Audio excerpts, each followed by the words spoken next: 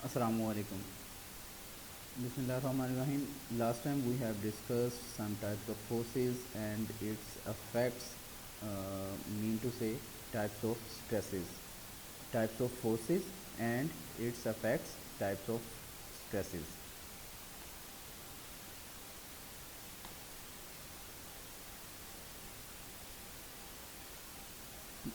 The normal loading, axial loading, tension, compression, shear, bending, torsion, torsion, fatigue, fatigue failure, thermal, magnetic, electric, centric loading, eccentric loading, crushing, and bearing and longitudinal forces.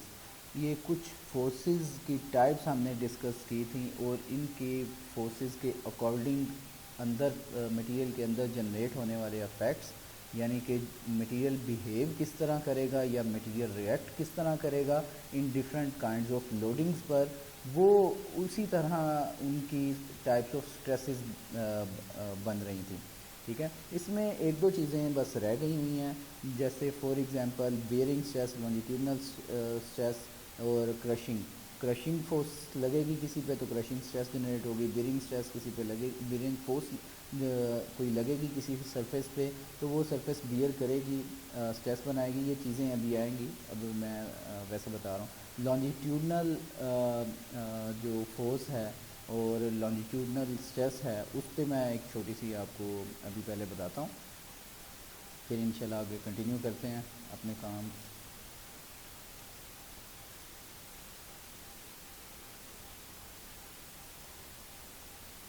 Circumferential or hoop stress. The circumferential or hoop ये मैं इसकी sound basically बंद कर रहा हूँ ताकि हम आपस में डिस्कशन कर सकें। मेरा मतलब है मैं ज़रा इसे एक्सप्लेन कर सकूँ। ये एक हमारे पास फॉर एग्ज़ाम्पल, मैं इसको पॉज कर लेता हूँ, आप आगे पीछे ना देखते रहें। ये इस तरह के सिलेंडर्स आपने देखे हैं आमतौर पे रोड्स की साइड पर, जो टायर पंक्चर वाले होते हैं वो उन्होंने अक्सर ही रखे होते हैं। ऊपर एक कंप्रेसर लगा होता है, कंप्रेसर एयर को कंप्रेस करके सिलेंडर के अंदर एक प्रेशराइज्ड फॉर्म में स्टोर कर देता है, और जब नीड होती है तो आप वो गाड़ियों, ट्रक्स और मुख्तलिफ़ जगह जो भी टायर्स हैं उनमें हवा भरते हैं, इसको अंदर से प्रेशराइज़ किया जाता है। इसी तरह के सिलेंडर्स आपने सीएनजी सिलेंडर्स भी देखे हैं काफ़ी, तो उनके अंदर भी इसी तरह प्रेशर इनक्लोज किया जाता है। Forcibly we insert external air into the within the cylinder. तो अब ये अंदर जो बेसिकली जो एयर इनटेक हम करते हैं उसकी वजह से जो इसके अंदर अफेक्ट्स आते हैं, ठीक है, दो जो अफेक्ट, सबसे पहले तो एक अफेक्ट ये आएगा, फॉर एग्जांपल हम इसके अंदर प्रेशर, ये देखें अंदर गैस या एयर हम ना अंदर भर रहे हैं और ये प्रेशर इंक्रीज़ होता हुआ एक नज़र आ रहा है हमें। ठीक है, अगर ये ओवर हम कर देते हैं, ज़्यादा भरते हैं प्रेशर, तो क्या होगा? ऑब्वियसली ये जो सिलेंडर जिस चीज़ से बना, जिस मटेरियल से बना हुआ है, वो बर्स्ट कर जाएगा, फट जाएगा। ऐसा ही है ना, ये अंदर प्रेशर जो है, जो अंदर का प्रेशर है इंटरनली, वो रेडियली आउटवर्ड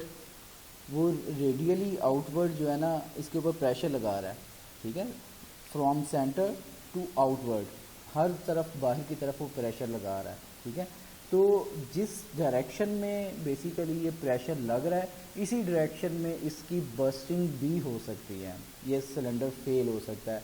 अगर प्रेशर इतना ज़्यादा हो जाए कि इस प्रेशर से पैदा होने वाली स्ट्रेस मटेरियल की स्ट्रेस स्ट्रेन डायग्राम के ऊपर, यानी कि अल्टीमेट वैल्यू से भी क्रॉस कर जाए, तो सिलेंडर फट जाएगा। ये जो मैंने सेंटेंस बोला है, इसको थोड़ा सा ना मैं एक्सप्लेन करने की कोशिश करता हूँ।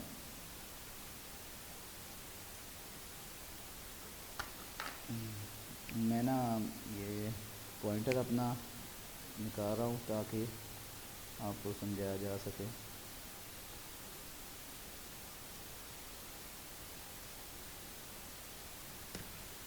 फॉर एग्ज़ाम्पल ये एक ख़ास मटेरियल का बना हुआ है, स्टील का कोई ग्रेड है जिससे ये सिलेंडर बना था।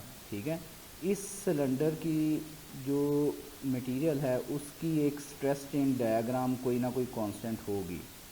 ठीक है, कोई ना कोई इसकी स्ट्रेस चेन डायग्राम इसकी कोई बनेगी। लेट्स सपोज वो स्ट्रेस चेन डायग्राम जो है ना वो कुछ इस तरह है।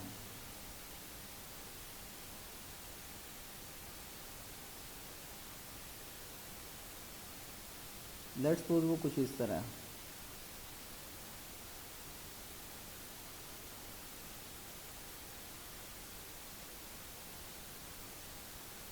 ठीक है, तो अब फॉर एग्जांपल पहले हमने थोड़ी सी इसके अंदर प्रेशर थोड़ा सा डेवलप किया था, और उस प्रेशर की वजह से अंदर पैदा होने वाली जो स्ट्रेसेस थी विद इन मटीरियल, सिलेंडर के मटीरियल के अंदर, ये थिन वॉल्ड जो प्रेशर वेसल है इसके मटीरियल के अंदर जो स्ट्रेसेस जनरेट हुई हैं, जो मटीरियल रिएक्ट कर रहा है वो सिर्फ इस लेवल तक है फॉर एग्जांपल।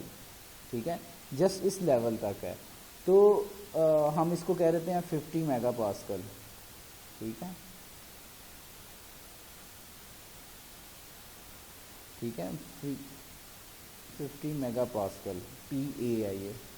ओके, तो जैसे जैसे हम ये प्रेशर अगर इंक्रीज करते जाएं विद इन सिलेंडर तो इसकी स्ट्रेस की वैल्यू बढ़ती जाएगी, और मटेरियल इसकी स्ट्रेन की वैल्यू भी थोड़ी सी बढ़ेगी, मटेरियल हल्का सा एक्सपैंड होगा। हमें हम जो है ना रियली पता भी नहीं चलेगा। ठीक है, नज़र से देखने से वो चीज़ पता भी नहीं चलेगी, लेकिन वो हल्की सी उसमें डिफॉर्मेशन आएगी। 0.5 mm डाया बड़ा हो जाएगा या 1 mm डाया पता बड़ा हो जाएगा, लेकिन उसका हमें आइडिया भी नहीं होगा। ठीक है, देखा नहीं जाएगा। लेकिन वो जैसे जैसे प्रेशर बढ़ाते जाएंगे उसमें थोड़ी सी स्ट्रेन बढ़ती जाएगी और वो मटेरियल रिएक्ट करेगा, तो उसकी स्ट्रेस की वैल्यू लेट्स सपोज ये 300 पे चली गई है। ठीक है, वो करते करते अगर फॉर एग्जांपल वो और हमने ओवरलोडिंग कर दी और उसके अंदर प्रेशर इंक्रीज कर दिया, तो हो सकता है वो इलास्टिक लिमिट को क्रॉस कर जाए और मटेरियल और उसका डायामीटर इतना ज़्यादा हो गया है।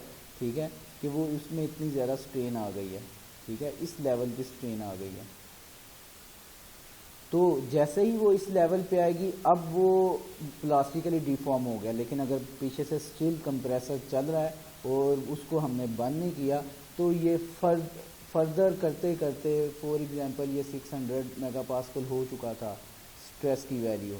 ठीक है, तो ये फर्दर जो है थोड़ा सा लॉन्गेट होगा स्ट्रेन। ठीक है, पहले 1 mm था, ये 2 mm पे चला जाएगा शायद। ठीक है, वो स्टील हमें शायद इतना नज़र ना आए इसकी डिफॉर्मेशन, लेकिन वो अपनी एक्सट्रीम लिमिट पे चला गया हुआ है, प्लास्टिक रेंज में जा चुका है और बहुत ज़्यादा स्ट्रेस हो गई है, अंदर बहुत ज़्यादा प्रेशर डेवलप हुआ था, जिसकी वजह से स्ट्रेन डेंजरस लिमिट में है और स्ट्रेस ऑलरेडी प्लास्टिक में चला गया हुआ है।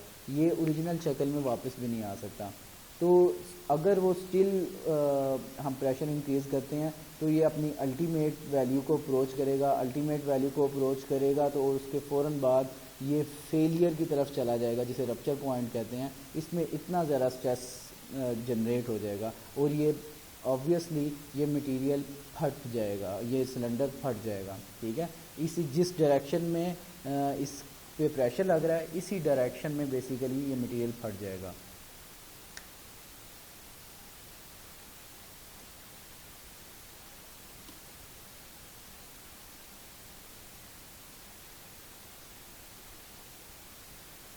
ये देखें, इसकी ये बस्टिंग दिखाई गई है कि इसी तरह जिस डायरेक्शन में प्रेशर लग रहा था इस डायरेक्शन में ये फट जाएगा, या तो इस डायरेक्शन में फटेगा या एक और डायरेक्शन भी आती है, उसको भी अभी बात करते हैं।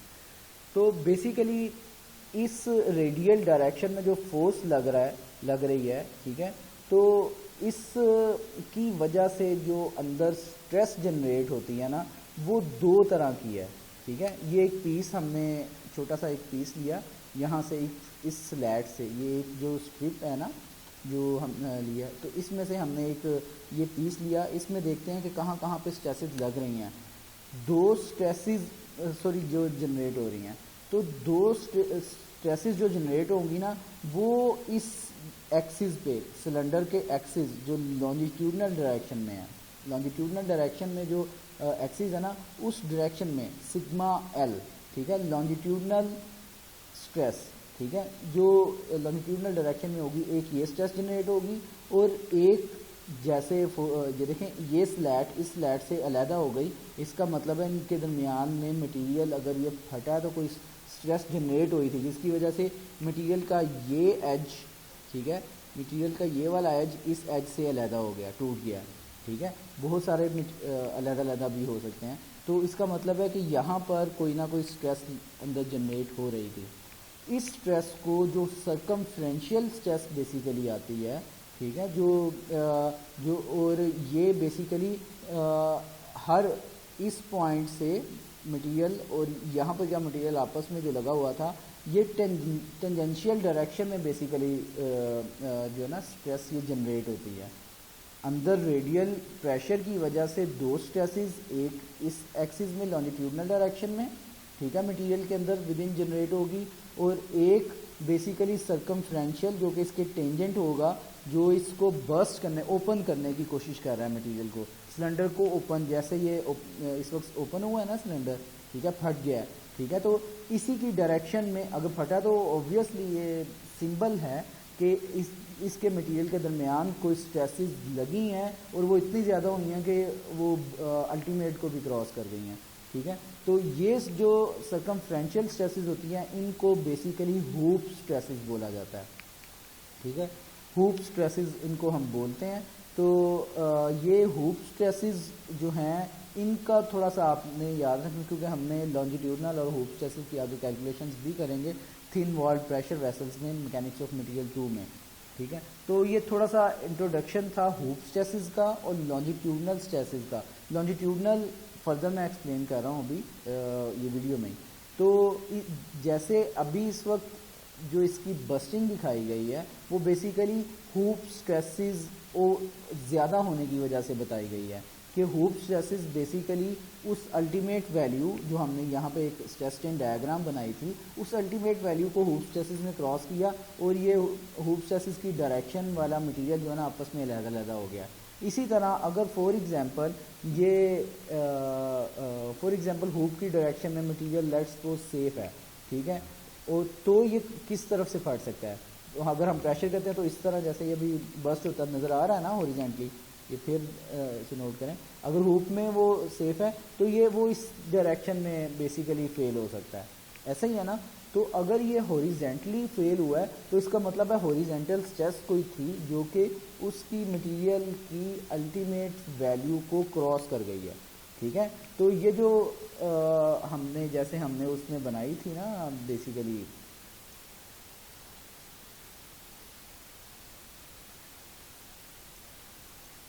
जैसे हमने इस एलिमेंट में लिया ना, तो ये वाला जो डायरेक्शन है लॉन्जिट्यूडनल, तो लॉन्जिट्यूडनल डायरेक्शन में अब मटेरियल फेल हुआ है। पहले हुप की डायरेक्शन में हमने फेलियर देखा है, अब लॉन्जिट्यूडनल की डायरेक्शन में फेल हुआ तो इसका मतलब लॉन्जिट्यूडनल अल्टीमेट को क्रॉस कर गई है। तो लॉन्जिट्यूडनल की ये जो फेलियर था, ठीक है, ये उसकी डायरेक्शन के मटेरियल का जो लॉन्जिट्यूडनल की डायरेक्शन में मटेरियल के अंदर स्ट्रेसेस आती हैं वो लॉन्जिट्यूडनल स्ट्रेसेस कहलाती हैं, ठीक है। ये लॉन्जिट्यूडनल और हुप स्ट्रेसेस की छोटा सा इंट्रोडक्शन था, होपफुली आपको हो गया। बाकी डिटेल्स इंशाल्लाह हम करेंगे।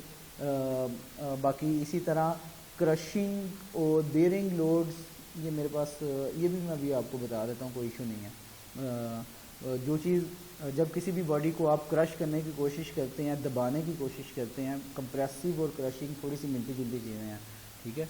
तो क्रश करने की कोशिश करते हैं, अंदर स्ट्रेस जनरेट होती है जो उसको अपोज करती है, जैसे कंप्रेशन के केस में अपोज करती है, तो उन स्ट्रेसेस को हम क्रशिंग स्ट्रेसेस बोल देते हैं।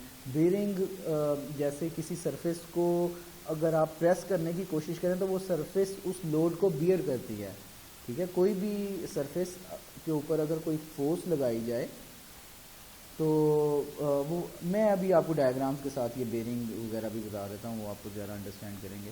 तो मेरे पास, मैं ओपन करता हूँ इसको पॉज करके।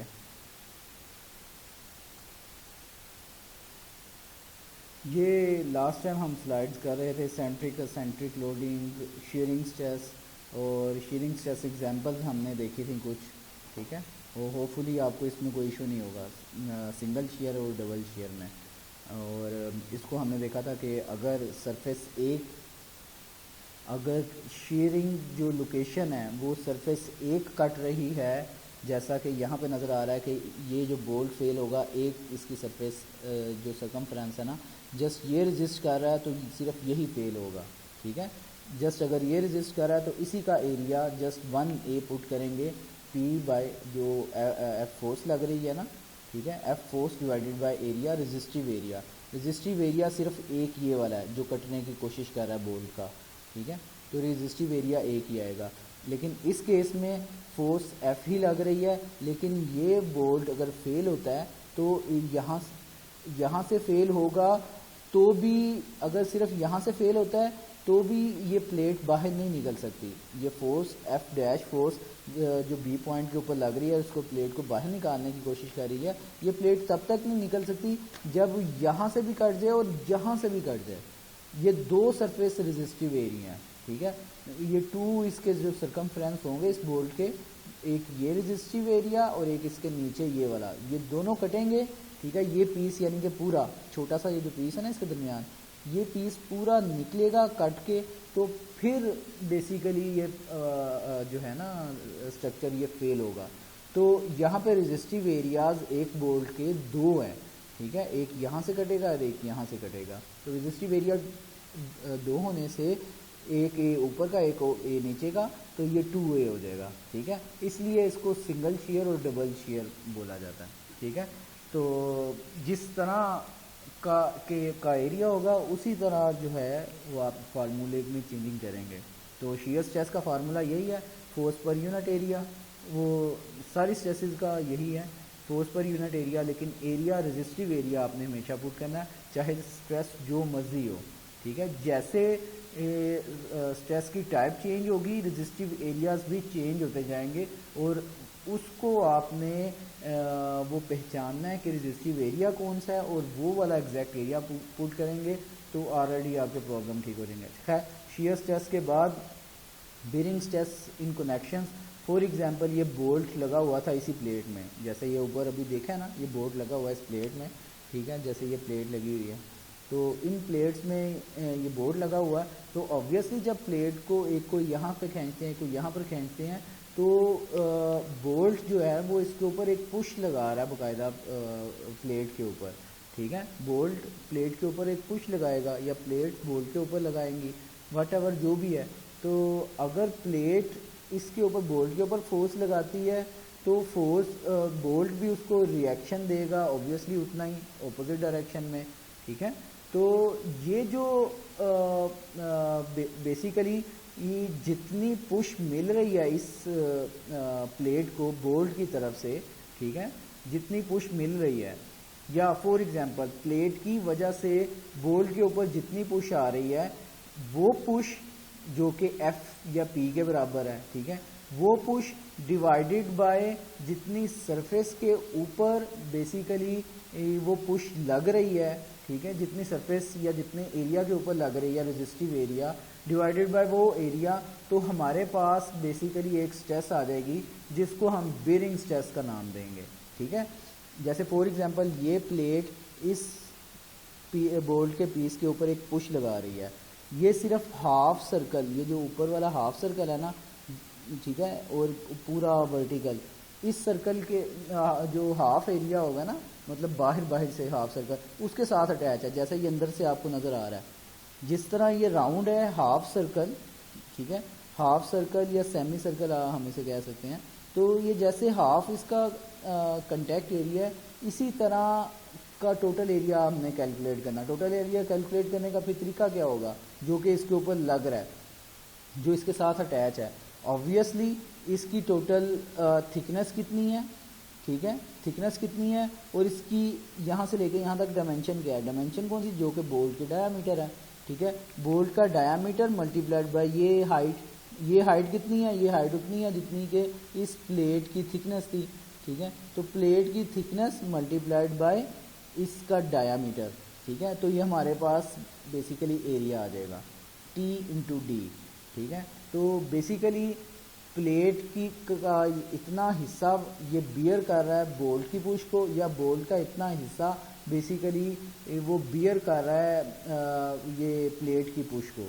दोनों आपस में बियर कर रहे हैं। ठीक है, तो प्लेट का बियरिंग की बियरिंग स्ट्रेस भी ऐसे निकाली जा सकती है, और बोल्ट की बियरिंग स्ट्रेस भी इसी तरह निकाली जा सकती है। सिग्मा बी के साथ हमने इसे रिप्रेजेंट किया। तो मैंने आपको बोला स्ट्रेस जो मर्जी है, फार्मूला P/A ही होता है, force per unit area. Just area, वो रेजिस्टिव एरिया कौन सा वो निकालना है, एक आपकी छोटी सी टेक्निक है, वो आपने कैसे निकालना है, इस पे थोड़ा सा जहन आपने इस्तेमाल करना है।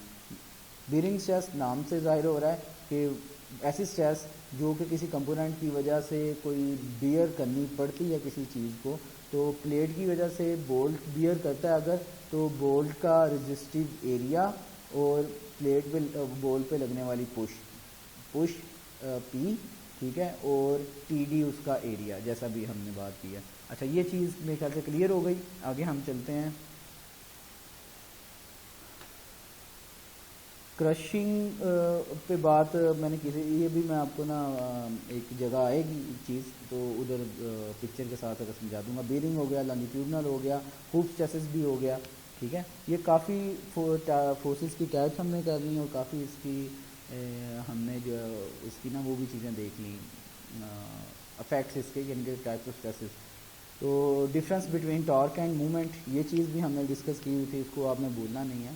ठीक है, वो आगे चीज़ ये काफ़ी यूज़ होनी है। फिर true stress and true strain, ये काफ़ी इंपॉर्टेंट टॉपिक है। तो इस पर आपको मैं एक चीज़ बताता हूँ कि हम बेसिकली अभी तक हमने जो स्ट्रेस स्ट्रेन वाला काम किया है, स्ट्रेस स्ट्रेन की जो हमने अंडरस्टैंडिंग ली है, वो क्या चीज़ थी।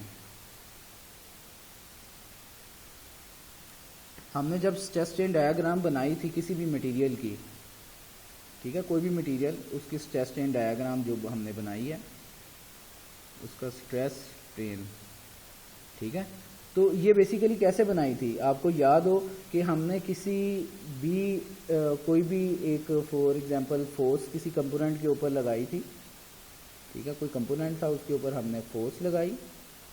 ठीक है, एक फोर्स लगाई, उस फोर्स की वजह से अंदर स्ट्रेन कितनी डेवलप हुई, और उस स्ट्रेन की वजह से, ठीक है, उस स्ट्रेन की वजह से अंदर स्ट्रेस कितनी आई। ठीक है, स्ट्रेस, अगर हम इसको थोड़ा सा कुछ इस तरह लिख लें टेबल को, अपना जो टेबल हम बना रहे हैं, ठीक है, कि फोर्स कितनी है, स्ट्रेन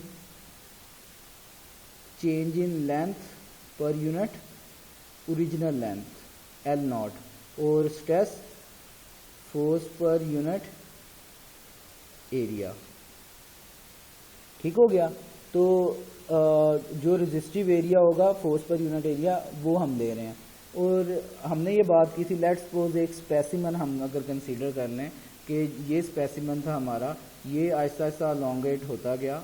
ठीक है, इसमें डिफॉर्मेशन स्ट्रेन आती गई, स्ट्रेन की एक वैल्यू बढ़ती गई, तो हमारे पास जो स्ट्रेन की वैल्यू आती गई वो हम यहाँ पर पुट करते गए बारी बारी। ठीक है, और इसी तरह स्ट्रेस की जो वैल्यू आती गई, हम force per unit original area जो है ना ये पुट करते गए, तो हमारे पास और इसी तरह फोर्स भी हम बढ़ाते गए। ठीक है, 0 से आगे फॉर एग्जांपल 100 पे चले गए थे, इसी तरह ये 0 से ये लेट्स सपोज 10 यूनिट पे चली गई, और ये अगर 0 से फॉर एग्जांपल 1000 पे चला गया, कोई भी इसका यूनिट वटेवर। ठीक है, तो ये इस तरह जो जो वैल्यूज आती गई स्ट्रेन की और स्ट्रेस की हमने ड्रॉ किया, और ये डायग्राम बना रही थी। अब इसको थोड़ा सा अगर हम कीनली ऑब्जर्व करें, तो बेसिकली हमने स्ट्रेन का फार्मूला तो हमने रखा था change in length per unit original length strain. ठीक है, ये ऐसा ही होता है, और उसी मुनासबत से हमने वो स्ट्रेन की वैल्यूज निकाली और एक पॉइंट्स लगाते गए थे।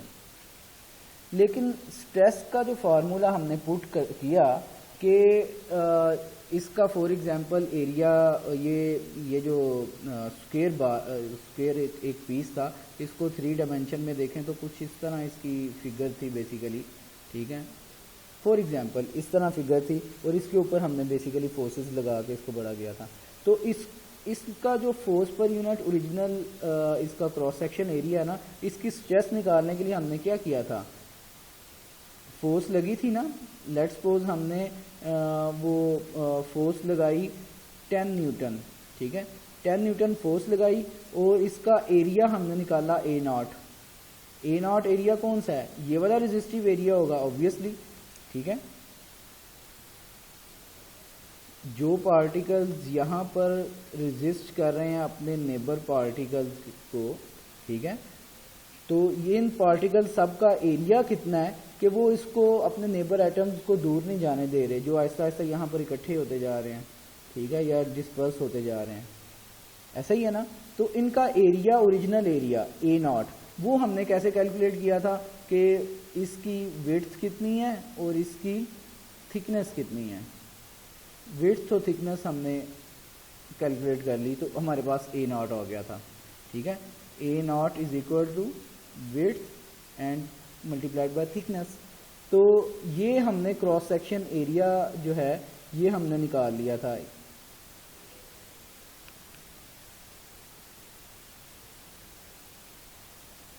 ये इसके दरमियान में जो इसका क्रॉस सेक्शन एरिया बनता है वो हमने निकाल लिया, ठीक है, इसके दरमियान में, ठीक है, ये इसके दरमियान में जो विंडो बनी थी। तो ये बेसिकली ए नॉट है हमारा, ठीक है। अब मुझे बताएं, एक दफ़ा जब हमने स्ट्रेस ज़ीरो थी स्टार्ट किया, थोड़ा सा कोई वैल्यू आई थी स्ट्रेस की, force per unit original area, ठीक है, फॉर एग्जांपल इलास्टिक रेंज तक किया, लेकिन एक ख़ास पॉइंट के बाद इसकी डायमेंशन इंक्रीज हो गई, ठीक है, और चेंज इन लेंथ इसमें अच्छी खासी आई, ठीक है, और इसकी जो थिकनेस है वो भी रिड्यूस होके बहुत कम रह गई, ठीक है। अब अगर इसकी थिकनेस बहुत ज़्यादा कम हो जाती है, इसकी विड्थ भी ऑब्वियसली कम हो जाएगी, तो पहले ये इतना बड़ा क्रॉस सेक्शन एरिया था, बाद में ये छोटा सा क्रॉस सेक्शन एरिया रह जाएगा जब इसमें डिफॉर्मेशन आएगी या नेकिंग स्टार्ट होगी। तो अब मुझे ये बताएं कि अगर तो हम उस वक्त इंस्टेंटेनियस इसमें स्ट्रेस देखें, तो फोर्स अगर इंस्टेंटेनियस मतलब उस वक्त देखें कि स्ट्रेस की वैल्यू क्या, स्ट्रेस की वैल्यू तो होती है फोर्स पर यूनिट एरिया, ठीक है। फोर्स उसमें जितनी लग रही है वो तो हम पुट कर देंगे, फॉर एग्जांपल इस स्टेज पर है, फोर्स जितनी लग रही है वो तो हमने पुट कर दी। फॉर एग्जांपल हमने 50 न्यूटन पे चेक कर रहे थे, तो 50 न्यूटन हमने फोर्स पुट कर दी, लेकिन एरिया हम क्या इसका एरिया ये शुरू वाला ही रखें, W इंटू टी, जो शुरू में इतना ज़्यादा एरिया था। फॉर एग्जांपल ये 3 सेंटीमीटर था, ये भी 3 सेंटीमीटर था, 3 by 3 9 cubic centimetre 9 centimetre square, ठीक है। तो क्या हम यही रखें या इस वक्त रिड्यूस होके जो इसका एरिया हो गया हुआ है वो रखें। अगर तो हम original area A naught use करते हैं तो ये कहलाती है engineering stress, 50 by 9 engineering stress कहलाती है। अगर हम जो एरिया कम हो गया हुआ है, ठीक है, अगर 50 जो फोर्स लग रही है 50 न्यूटन डिवाइडेड बाय, अगर ये लेट्स सपोज कम होके ये एरिया, ये भी विड्थ 1 रह गई है, थिकनेस भी 1 रह गई है, 1 बाय 1 स्क्वायर सेंटीमीटर, ठीक है। अगर हम इंस्टेंटेनियस या एक्चुअल एरिया पुट करेंगे, ठीक है, एक्चुअल डायमेंशन पुट करेंगे, तो फिर ये स्ट्रेस वो इंजीनियरिंग स्ट्रेस नहीं कहलाएगी, ये फिर एक्चुअल स्ट्रेस कहलाएगी, ठीक है, ये एक्चुअल स्ट्रेस अब आएगी। लेकिन हमने जितना भी ये ग्राफ बनाया था ये सारे का सारा ओरिजिनल एरिया लेकर बनाया था, ठीक है। Force per unit original area, हमने बार बार हर थोड़ी सी स्ट्रेन आती थी तो उसका एरिया जो चेंज होता था स्पेसिमन का, ये पतला बीच में होता जाता था आहिस्ता आहिस्ता, और जो पतला होकर एक पॉइंट पर आकर वो टूट जाता था। लेकिन हर पॉइंट पे हमने इसका एरिया, एक्चुअल एरिया वो चेक नहीं किया और एक्चुअल एरिया की वैल्यू यहाँ पर पुट नहीं की। इससे पहले हो सकता है इसका जो वैल्यू हो वो 5 सेंटीमीटर स्क्वायर हो और इसके बाद हो सकता है 0.5 सेंटीमीटर स्क्वायर, और आहिस्ता आहिस्ता कम होता जाएगा। तो तो फिर एक्चुअल स्ट्रेस की वैल्यू चेंज होगी, वो इससे इंजीनियरिंग से थोड़ी सी ज़्यादा आएगी। जैसे यहाँ पर एक्चुअल स्ट्रेस की वैल्यू जो है ना वो इंजीनियरिंग से ज़्यादा है, यहाँ पर 9 से डिवाइड हो रहा है, यहाँ पर जस्ट 1 से डिवाइड हो रहा है, ठीक है। तो एक्चुअल स्ट्रेस हमेशा थोड़ी सी ज़्यादा होती है और एक्चुअल की जो वैल्यू बनती है ना वो ग्राफ, वो हमेशा थोड़ा सा जो है ना वो ऊपर जाता ही रहता है, ठीक है, वो ऊपर जाकर वो नीचे नहीं आता। जो इंजीनियरिंग स्ट्रेस स्ट्रेन डायग्राम होती है वो एक पॉइंट पर नेकिंग के बाद वो नीचे आना स्टार्ट हो जाता है, और जबकि एक्चुअल वाला जो होता है ना वो हमेशा ऊपर जाता रहता है ऐसा ऐसा, क्योंकि क्रॉस सेक्शन एरिया वक्त के साथ साथ कम होता रहता है।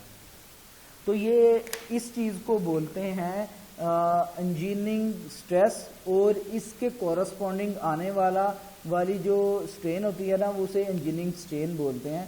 तो ट्रू स्ट्रेस स्ट्रेन डायग्राम जो होगी, ठीक है, ट्रू स्ट्रेस और स्ट्रेन डायग्राम जो है ना, मतलब स्ट्रेस ट्रू हो और स्ट्रेन वही वाली जो चल रही है साथ, ठीक है।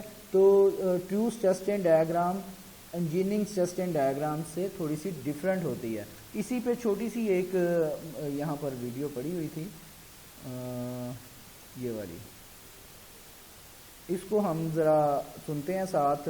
जो ये वैसे तो मेरे ख्याल से 6 मिनट एंड ऑलमोस्ट 49 सेकंड की है, लेकिन हम 2-3 मिनट की फर्स्ट पार्ट सुनेंगे, उससे ज़्यादा उसके बाद कुछ और चीज़ों को वो डिस्कस करता है, प्लास्टिक डिफॉर्मेशन को, हम उसको स्किप करेंगे और आपस में कोई चीज़ डिस्कस करने वाली आएगी बीच में, उसको मैं एलोबरेट कर दूँगा। इसको ज़रा गौर से सुनिएगा, वॉइस मैं ऑन कर रहा हूँ।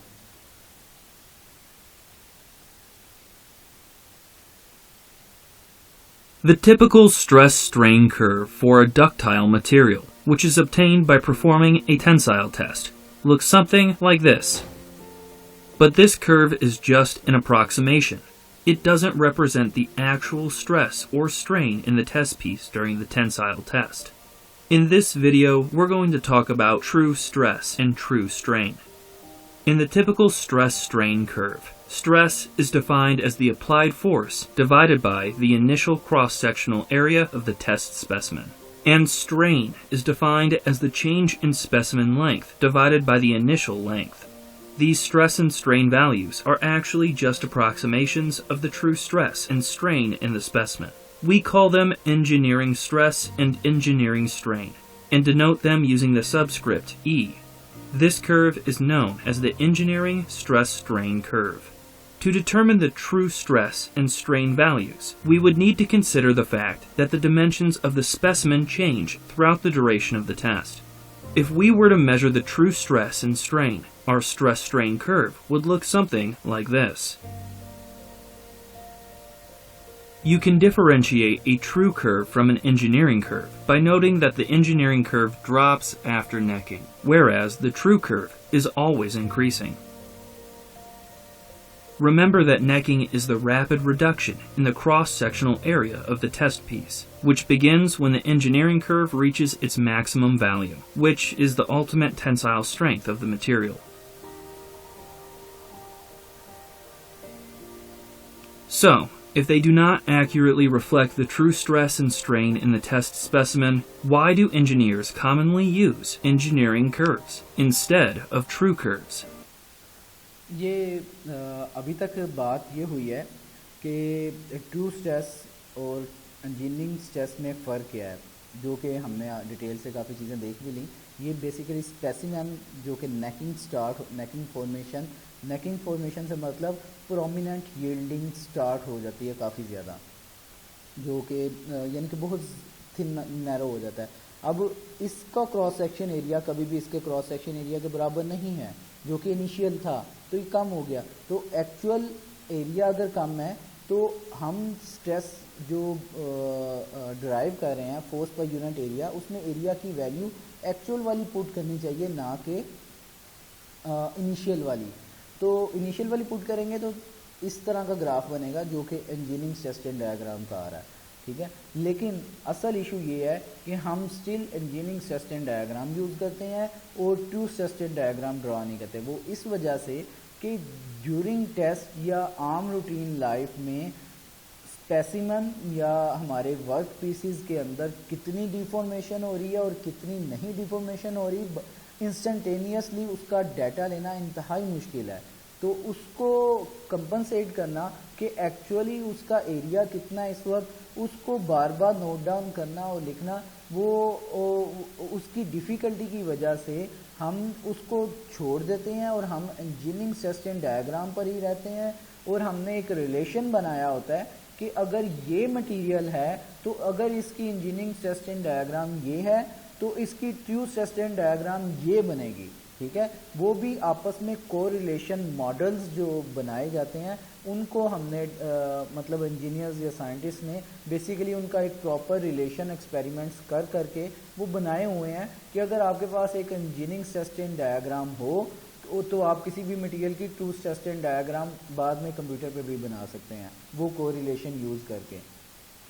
ठीक हो गया। तो वो कोरिलेशन किस तरह नहीं थी, प्लास्टिक रेंज के अंदर उसकी बेसिकली स्टडी है, तो उस पर हमने ज़्यादा नहीं जाना, यानी कि वो हमारा टारगेट नहीं है। बस अभी ये बताना था मकसद कि ट्रू सस्टेन डायग्राम क्या होती है और इंजीनियरिंग सस्टेन डायग्राम क्या होती है। अभी तक का जो टारगेट था वो हमने अचीव किया, होपफुली आपको इसमें कोई इशू नहीं होगा। तो इसके ये भी एक चीज़ बताने लगा था शायद कि हम क्यों यूज़ करते हैं इंजीनियरिंग डायग्राम, मतलब इंजीनियरिंग सस्टेन डायग्राम जो है ना वो क्यों यूज़ करते हैं। Engineering curves instead of true curves. Well, there are two main reasons. Firstly, it's quite difficult to measure the instantaneous cross-sectional area during a tensile test. And so, most of the time we just don't have the true stress-strain curves.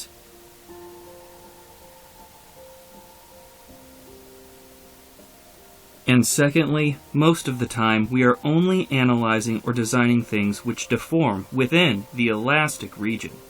As you can see here, the engineering and true curves are very similar for small strain values. ये second जो इसने बताई है reason, ये काफ़ी हद तक valid और प्रैक्टिकल है वो इस सेंस में कि हम ज़्यादातर जितनी भी हमारी डिज़ाइन की प्रॉब्लम है और जितने भी एनालिसिस हैं वो सारे के सारे इलास्टिक रीजन के अंदर होते हैं कि हमने जो कुछ भी करना है इलास्टिक रीजन में रहते हुए तकरीबन करते हैं ऑलमोस्ट, ठीक है।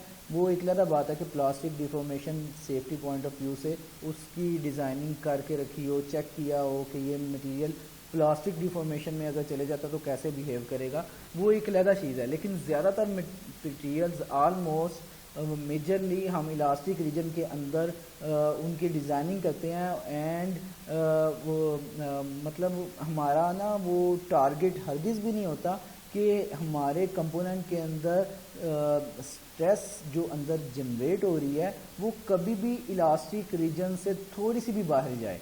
अगर इलास्टिक रीजन के करीब भी आ जाती है तो वो स्ट्रेस जो अंदर पैदा हो रही है that is very dangerous thing, ठीक है।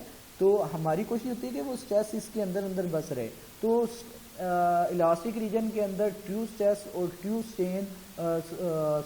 ट्रू स्ट्रेस और इंजीनियरिंग स्ट्रेस की वैल्यूज़ वाला ग्राफ वो सेम है, ठीक है। इस वजह से अगर हम इंजीनियरिंग स्ट्रेस वो ले लेते हैं original cross section area use करते हुए तो वो बेसिकली ट्रू स्ट्रेस वाली ही वैल्यू दे रहा होता है और विद इन इलास्टिक लिमिट उसमें कोई चेंजिंग नहीं आ रही होती, चाहे वो ट्रू सस्टेन डायग्राम हो या इंजीनियरिंग सस्टेन डायग्राम हो। जब हम प्लास्टिक रीजन में अगर कोई सब्जेक्ट पढ़ेंगे, ठीक है, तो थ्योरी ऑफ प्लास्टिसिटी जैसे आप MS PhD में पढ़ेंगे, तो अगर वो वहाँ पर जाते हैं तो वहाँ पर फिर आपको ट्रू सस्टेन डायग्राम ड्रॉ करनी होगी। इससे ज़्यादा मैं वीडियो प्ले नहीं करूँगा, उसमें कुछ प्लास्टिक डिफॉर्मेशन की ज़्यादा चीज़ें वो स्टार्ट कर देगा डिस्कस करना, जो कि मैं नहीं चाहता कि आप डाइवर्ट हों। हम आगे अपनी बातें करते हैं।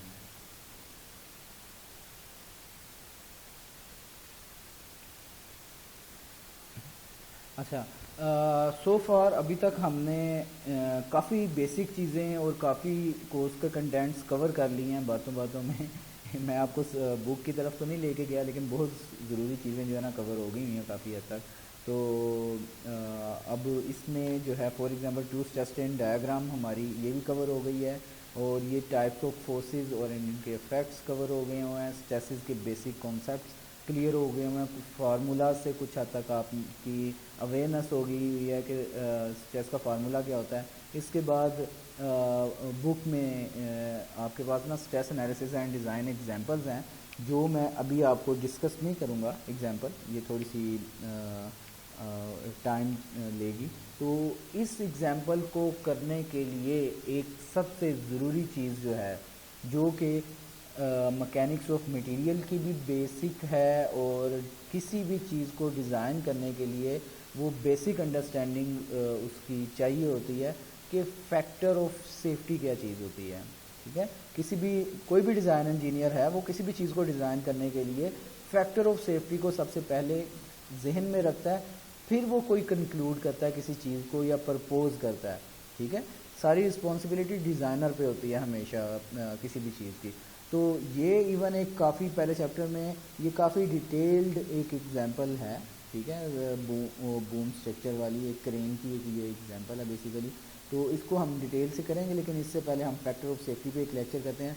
अभी ये लेक्चर मैं क्लोज़ करता हूँ, नेक्स्ट लेक्चर रिकॉर्ड करता हूँ एक और, तो उसमें हम फैक्टर ऑफ सेफ्टी पे डिस्कशन करते हैं और एक छोटी सी खुद ही सेल्फ मेड एग्जांपल बनाकर किसी भी चीज़ को हम वो बेसिकली ना डिज़ाइन करने की कोशिश करेंगे। एक छोटी सी एग्जांपल लेंगे, उसको मतलब उस एग्जांपल को जो है ना हम डिज़ाइन करने की, उसमें की डायमेंशंस निकालने की सेफ्टी पॉइंट ऑफ व्यू से, तो वो उस पर डिस्कशन करते हैं। तो होपफुली हमारी जो दूसरी टर्म्स हैं, जो डेफिनेशंस वगैरह और जो बेसिक रिक्वायरमेंट हैं वो भी सारी पूरी हो जाएगी। और फिर हम जो है ना कोई भी क्वेश्चन करने के लिए जो है ना हमारे लिए जो रिक्वायरमेंट होती हैं बेसिकली प्रीरिक्विजिट्स वगैरह, तो वो सारे कवर इंशाल्लाह हो जाएंगे। तो मैं ये लेक्चर क्लोज़ करता हूँ और नया फैक्टर ऑफ सेफ्टी के ऊपर एक लेक्चर बनाता हूँ।